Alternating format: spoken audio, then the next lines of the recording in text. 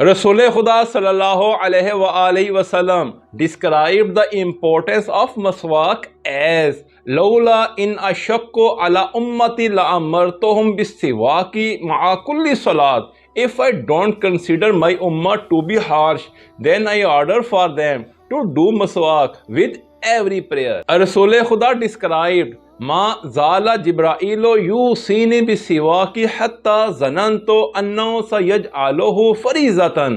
Hazrat Jibreel alayhi salam used to insist on maswak again and again. Even I thought he is calling it a duty. According to Hadith Mubaraka, salatun bisiwaki afzalu min sab'ina salatan bi ghairi siwak. One prayer after maswak is better than 70 prayers without maswak. Name a siwak zaitun. The best maswak is olive. Rasul Khuda liked pillows maswak. Rasul Khuda said to Has Ali, Alayka bisiwaki wa nistatata alla taqulla minhu. Maswak is necessary for your teeth.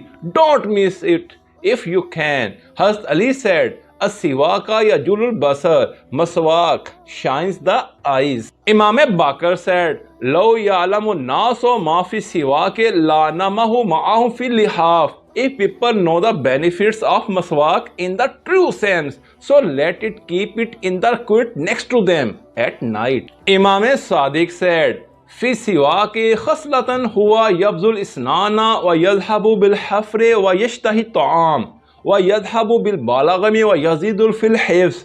Maswak has advantages. It makes the teeth shine, removes the yellow color of the teeth, that is bad smell. It creates desire to eat, removes film and improves memory. There are many advantages of maswak. Exercise of teeth and gums is done through it, and circulation of blood improves. It makes sound clear.